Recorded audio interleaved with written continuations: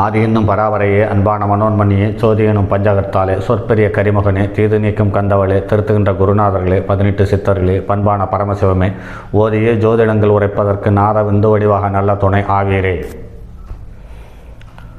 உலகில் உள்ள தமிழ் பேசும் அனைத்து நல் உள்ளங்களும் மற்றும் ஜோதிட சான்றோர்களுக்கும் மூத்தோர்களுக்கும் ஆர்வலர்களுக்கும் மற்றும் இந்த காணொலியை காணும் உங்களுக்கும் ஆஸ்ட்ரோராஜின் இனிய நல்வணக்கங்கள். இதுவரை கிரகங்களும் அதனுடைய காரகத்துவங்களும் நட்சத்திரங்களும் அதனுடைய காரகத்துவங்களும் என்ற வரிசையில் தொடர் பதிவுகளாக அதாவது தொடர் காணொலிகளாக கொடுத்து வந்தோம். அடுத்து இந்த 12 லக்ன ராசிக்காரர்களுக்கும் வரும் காலமான அதாவது புத்தாண்டான 2026 எப்படி அமையும், எந்த விதமான பலன்களை தருகிறது, இதில் எச்சரிக்கையாக இருக்க வேண்டிய ராசிக்காரர்கள் யார், சிரமத்தை எதிர்கொள்பவர்கள் யார், சந்தோஷத்தை எதிர்கொள்பவர்கள் யார், வளர்ச்சியை எதிர்கொள்பவர்கள் யார் என்பதை தரம் பிரித்து அதற்கான பலனை இந்த காணொளி உங்களுக்கு தருகிறது. வாருங்கள் நண்பர்களே. பொதுவாகவே காலபுருஷ லக்கணத்துக்கு 9ஆம் இடம் என்று சொல்லக்கூடிய முதல் தரமான யோகத்தை கொண்ட முதல் 3வது திரிகோணம். ஸோ இந்த ராசி ஒரு நெருப்பு ராசி, அதே சமயத்தில் இந்த ராசி ஒரு தர்ம ராசி. இந்த ராசியில் எந்த ஒரு கிரகமும் ஆட்சியோ உச்சமோ நீச்சமோ நீச்சமோ உச்சமோ பெறுவதில்லை. அந்த வகையில் பார்க்கும் பொழுது இந்த குருவினுடைய முதல் வீடான தனுசு ராசி, தனுசு லக்கணம் எல்லாவற்றையும் அனுசரித்து போகக்கூடிய பெருந்தன்மையான குணாதிசயம் கொண்ட தனுசு ராசி, தனுசு லக்கண அன்பர்களுக்கு வணக்கம். இந்த குரு பெயர்ச்சி எவ்வாறு இருக்கும் என்று பார்க்கும் பொழுது இந்த குரு பயிற்சி உங்களுக்கு ஒரு நல்ல வளர்ச்சியை தருவதற்கான வாய்ப்பு உண்டு. ஏனென்று கேட்டால் லக்னாதிபதி 8ஆம் இடத்துக்கு போவது சரியில்லை என்று பார்க்கும் பொழுது 8ஆம் இடத்தில் தான் உச்சம் பெறுகிறார். அதாவது தன்னுடைய நண்பனுடைய வீட்டில், சந்திரனுடைய வீட்டில் உச்சம் பெறுகிறார். அப்படி உச்சம் பெற்று இருக்கும் சூழ்நிலையில் நீலராசி அதாவது நீர் ராசியில் உச்சம் பெறுவது என்பது சாலச் சிறந்தது. காரணம் என்னவென்றால் விருச்சிக ராசியையும் பார்த்து விடுகிறது, மீன ராசியையும் பார்த்து விடுகிறது. ஆக ஒரு நீர் ராசியில் உச்சம் பெற்று மற்றொரு நீர் ராசியான விருச்சிகத்தையும் அடுத்த ஒரு நீர் ராசியான தன்னுடைய சொந்த வீட்டையும் பார்க்கிறது. இந்த அமைப்பு வெளியூர், வெளிநாடு, வெளி வட்டாரத்தில் இருக்கும் உறவுகள் மற்றும் வேலை மற்றும் ஜீவனம் மற்றும் தொழில், இது உங்களுக்கு ஒரு அற்புதமான 2026ஆம் ஆண்டு என்பதில் மாற்றுக்கருத்து இருக்க முடியாது. வெளிநாடுகளுக்கு செல்லக்கூடிய முயற்சியில் உள்ளவர்களுக்கு ஈஸியாக அதற்கான அதாவது சுலபமான அதற்கான முயற்சிகள் உங்களுக்கு கைகூடும் என்பதில் மாற்றுக்கருத்தில்லை.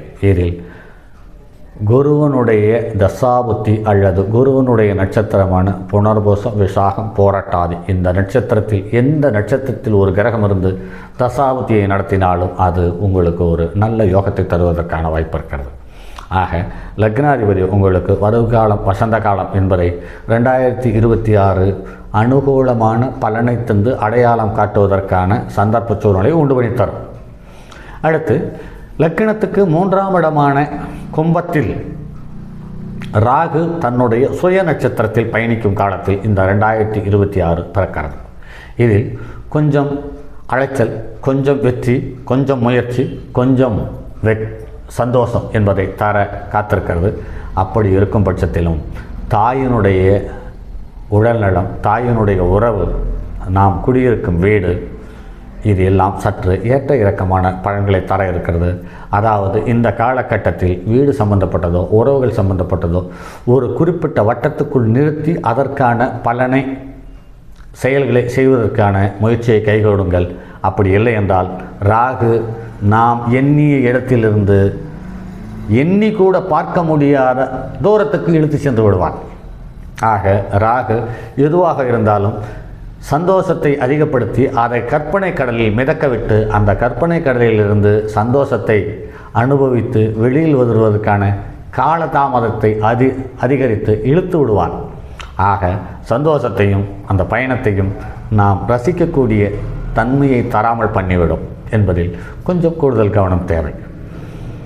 ஏனென்று கேட்டால் லக்னாதிபதி 8க்கு போவதும் ராகுவுக்கு 6ஆம் இடத்தில் மறைவதும் நமக்கு அதீதமான ஆசையை உண்டு பண்ணி சிக்கலில் கொண்டு போய் விட்டு விடுவான் என்பதில் எந்தவித மாற்று கருத்தும் இருக்க முடியாது. அதற்கு அடுத்து 4ஆம் இடத்தில் சனி, 2க்குரியவன் 4ஆம் இடத்தில் இருப்பது என்பது ஒரு அற்புதமான யோகம்.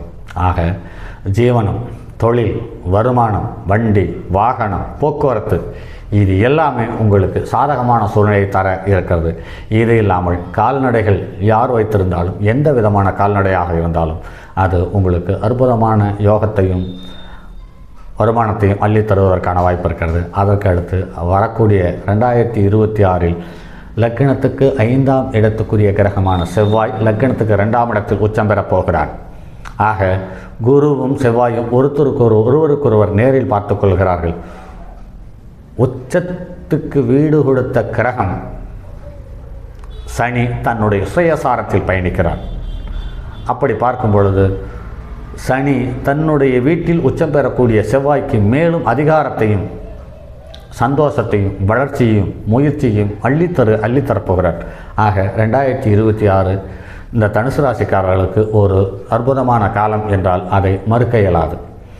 அதே சமயத்தில் பொதுவாகவே இந்த தனுசு லக்கணக்காரர்களுக்கு, தனுசு ராசிக்காரர்களுக்கு குரு 8ஆம் இடத்தில் வரும்போது தாயினுடைய உறவுகள், தாயினுடைய உடல்நலம், தாயினுடைய பழக்க வழக்கங்கள் இது எல்லாவற்றிலேயுமே சற்று ஏற்ற இறக்கத்தை தந்து விடுகிறது. அதிகமாக தாயினுடைய உடல்நலத்தில் பாதிப்பை தந்து விடுகிறது என்பது நடைமுறையில் பார்க்க முடிகிறது. ஆக குரு திசை குரு புத்தியில் நடக்கும் காலத்துக்கு அல்லது குரு திசையில் சந்திர புத்தியில் நடக்கும் காலம் உங்களுடைய பெற்ற தாயை இயல்பு நிலையை விட அதிக கவனத்தோடு அவர்களை கையாளுங்கள், அதிக கவனத்தோடு பார்த்து கொள்ளுங்கள். அது யோகத்தை தருவதற்கான வாய்ப்பு இருக்கிறது. அதே சமயத்தில் 9ஆம் இடம் என்று சொல்லக்கூடிய சூரியன் இந்த ஜாதகருக்கு எங்கு இருந்தாலும் யோகத்தை தருவதற்கான வாய்ப்பு இருக்கிறது. ஏன் என்று கேட்டால் லக்னத்துக்கு ஒரு ஸ்தானம் பாதிக்கப்பட்டிருந்தாலும் அது 4ஆம் இடமான மீனத்திற்கு கேந்திரமோ அல்லது திரிகோணமோ அமைந்துவிடும். ஆக சூரியன் எங்கே இருந்தாலும் உங்களுக்கு ஒரு நல்ல யோகத்தை தருவதற்கான வாய்ப்பு இருக்குது. மற்ற கிரகங்கள் எல்லாமே சடுதியில் இடமாறக்கூடிய தன்மை உள்ள கிரகங்கள். அதனால் அதை பற்றி ஒன்றும் பெருசாக எடுத்துக்கொள்ள வேண்டியதில்லை. ஒரு கிரகம் ஒரு குறிப்பிட்ட ராசியிலிருந்து இன்னொரு குறிப்பிட்ட ராசிக்கு பயணிக்கும் பொழுது, அதாவது கோச்சாரத்தில் நகரும் பொழுது, அந்த வீட்டில் அந்த கிரகத்துக்கு நட்பு கிரகம் இருந்தால் யோகத்தை செய்ய போகிறது, பகை கிரகம் இருந்தால் பாதகத்தை தரப்போகிறது என்பதை மட்டும் கருத்தில் கொள்ளுங்கள். அந்த வகையில் பார்க்கும் பொழுது சனியனுடைய நட்பு கிரகமான புதனும் சுக்கிரனும் மீனத்தில் இருக்கும் பட்சத்தில் அவர்களுக்கு ஒரு அற்புதமான யோகத்தை அள்ளித்தந்துவிடும் என்பதில் மாற்றுக்கருத்தில்லை. அதாவது மனைவியின் மூலமோ அல்லது நமக்கு மூத்த சகோதர வகையிலேயோ அல்லது தன்னையோட வயதில் மூத்தவர்கள் மூலமோ ஒரு அற்புதமான பொருளாதாரத்தையோ கௌரவத்தையோ மரியாதையோ அள்ளித்தரப்போகிறது என்பதில் மாற்றுக்கருத்தில்லை.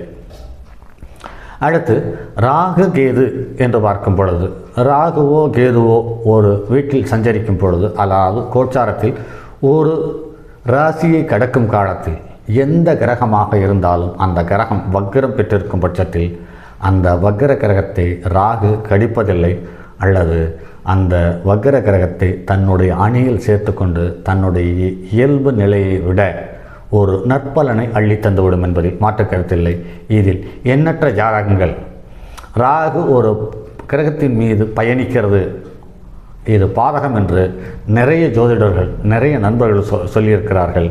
ஆனால் திரு ஜி கோபாலகிருஷ்ணன் என்று சொல்லக்கூடிய திருப்பூர் ஜோதிட பேராசிரியர் அவர்களிடம் நான் ஒரு மாணவன் என்று பார்க்கும் பொழுது அவர் சொல்லிய இந்த தகவல் சற்று பலமான மாற்றங்களை தந்தது. அந்த மாற்றங்களில் நாம் அடையாளம் காட்டுவதற்கான ஒரு சந்தர்ப்பத்தை அருமையாக அள்ளித்தந்தது என்பதில் மாற்றுக்கருத்தில்லை. அந்த வகையில் பார்க்கும்போது ராகு கடக்கும் காலம், கேது கடக்கும் காலம், அங்கு ஒரு வக்ர கிரகம் இருக்கும் பட்சத்தில் யோகத்தை அள்ளித்தந்து விடுகிறது. யோகத்தை மேன்மேலும் தக்க வைத்துக் கொள்வதற்கான வழிவகையும் உண்டு பண்ணி தருகிறது. குரு எந்த கிரகமாக இருந்தாலும் தன்னுடைய கோச்சாரத்தில் ராகு கேதுவை தவிர மற்ற கிரகங்களை கடந்து போகும் பொழுது ஒரு யோகத்தை தந்து விடுகிறார்கள். அந்த கிரகத்தினுடைய காரகத்துவ உறவுகள் மூலம் ஒரு யோகத்தை தந்து விடுகிறது, அல்லது பொருளாதார வளர்ச்சியை தந்து விடுகிறது என்பது நடைமுறையில் எண்ணற்ற ஜாதகத்தில் பார்த்திருக்கிறோம். ஆக ராகு கேது மட்டும் இல்லாமல் இருந்தால் யோகத்தை தருவதற்கான வாய்ப்பு இருக்கிறது. இது கேதுவை தந்தால், கேதுவாக இருந்தால் கூப்பிட்டு சொல்லி உங்களுடைய அலைபேசியை அணைத்து வைக்கும் முன் அதற்கான தகவல் உங்களுக்கு ஜாதகமாக வரும். அதாவது கடனுக்கான முயற்சி இருந்தால் அந்த கடன் உங்களுக்கு கௌரவத்தை குறைக்காமல் வந்து சேரும். ஆனால் கௌரவத்தை தக்க வைத்து கொள்வதற்காக அந்த கடனை கட்டுவதற்கு மிகவும் சிரமப்பட வேண்டியிருக்கும். ஆனால் கேது ராகு, இதில் ராகுவை குரு தொடும் பொழுது பாதகம் அதிகம், கேதுவை குரு தொடும் பொழுது சிரமங்கள் அதிகம், ஆனால் வெளியில் தெரியாது. ஆக தற்போது தனுசு லக்கண தனுசு ராசிக்காரர்களுக்கு இந்த 2026 ஒரு அற்புதமான காலமே என்றால் அதில் மாற்று கருத்திருக்க முடியாது. மற்றும் ஒரு பதிவில் சந்திப்போம். அதுவரை உங்களிடமிருந்து விடைபெறுவது உங்கள் அன்பு நண்பன் எம் ராஜரத்தினம். தனுசு லக்கண தனுசு ராசிக்காரர்களுக்கும் மற்றும் அன்பான நண்பர்களுக்கும் மற்றும் தமிழ் பேசும் உள்ளங்களுக்கும் ஆஸ்ட்ரோராஜின் இனிய 2026 புத்தாண்டு வாழ்த்துக்களுடன் அடுத்ததொரு பதிவில் சந்திப்போம். என்னுடைய அலைபேசி எண் 9788972999 மற்றும் எண் 9791399649. தங்கமான் மழுவோடேந்தி தன்மதி தலையில் கொண்டோன் மங்கையர் பதிக்கு சொன்ன மாமொழி ஜோதிடத்தை இங்கு யாம் உரைப்பதற்கோர் இமை என்னும் பிழை வராமற் காக்க செங்கன் மால் மருகன் யானைச்சேரன் பதம் காப்பதாமே.